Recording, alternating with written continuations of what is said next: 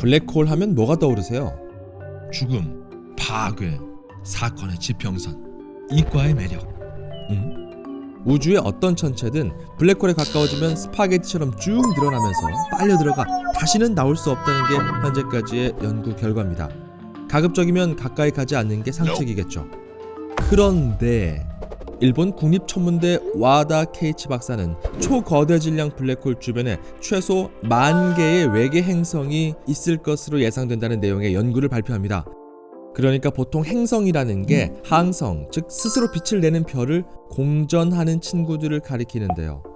항성 말고 블랙홀을 공전하면서 별처럼 사용하는 행성들이 있다는 주장입니다. 와다 박사에 따르면 초거대 질량 블랙홀 주변은 행성을 만들 수 있는 물질이 아주 풍부하다고 하는데요. 이 주변이 사실 어느 정도의 거리냐가 중요하겠죠. 와다 박사 논문에 사용된 모델에 따르면 블랙홀로부터 10광년 이상 떨어진 지역으로 보고 있네요. 여기는 환경이 충분히 안정적이라서 일반 항성 주변처럼 행성이 태어날 수 있다고 합니다. 초거대 질량 블랙홀을 공전하는 행성이 태어날 가능성을 제시한 이 연구 조금 더 알아보겠습니다.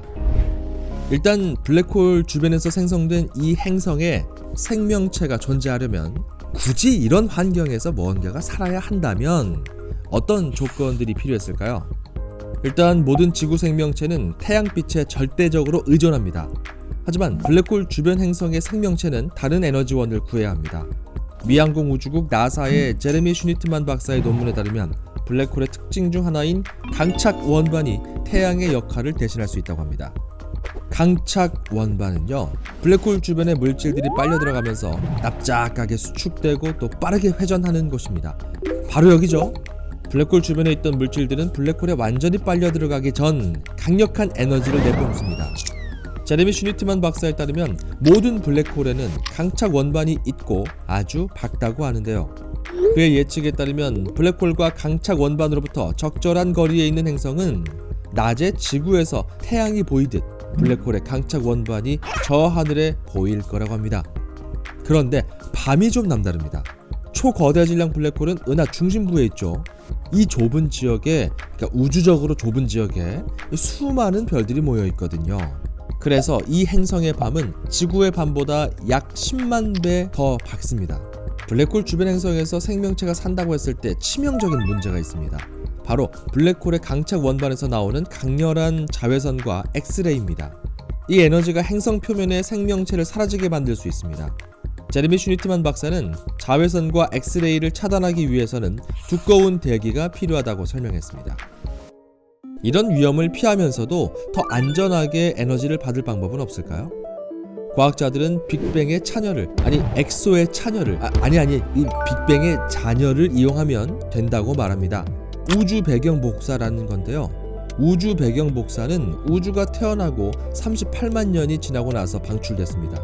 체코의 파벨 바칼라 박사는 중력 렌즈 현상 덕분에 우주 배경 복사가 항성의 역할을 대신할 수 있다고 말하는데요.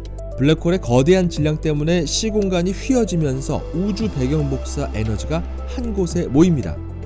주변의 빛을 모아서 한 곳에 쏴주는 볼록 렌즈처럼 기능하는 거죠. 이렇게 모인 에너지는 블랙홀 주변을 공전하는 행성의 태양 역할을 하게 된다는 겁니다. 그런데 이런 곳에서 지구 같은 개념의 낮과 밤이 생길까요?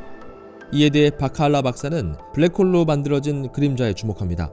빛이 블랙홀 주위에 극도로 심사가 뒤틀린 직장 상사 같은 그런 공간을 통과하면서 일부 어두운 영역이 만들어지는데, 이 어두운 영역을 통과하는 행성은 지구의 낮과 밤, 이것과 아주 유사한 경험을 할 수 있다고 합니다. 여기에 이미 어떤 생명체가 살고 있다면 이 양반들은 언제 태어난 걸까요? 시간이 포인트겠죠.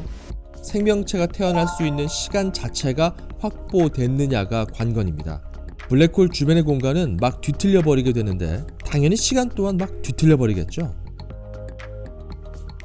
바칼라 박사에 따르면 블랙홀 주변에서는 시간이 지구보다 1000배 느리게 흘러갑니다. 지구에서 약 3년이 흘렀을 때 블랙홀 주변 행성에서는 단 하루만 흐른 시기입니다. 단순 계산을 해볼까요? 지구가 만들어지고 나서 생명체가 나타나기까지 5억 년 정도 걸렸습니다. 그런데 블랙홀 행성에서 5억 년은 지구로 치면 5천억 년이에요. 우주 나이가 140억 년이니까 이것보다 길어지면 안 되잖아요.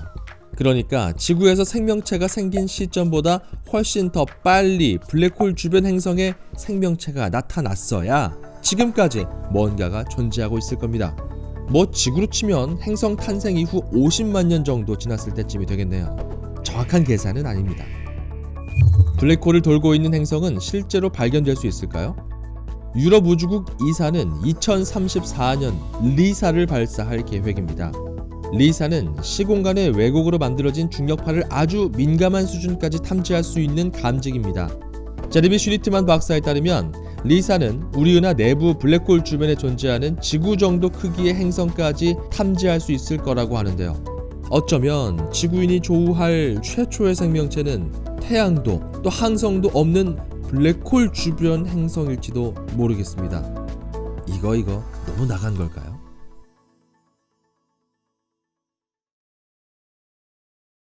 과학 어렵지 않습니다.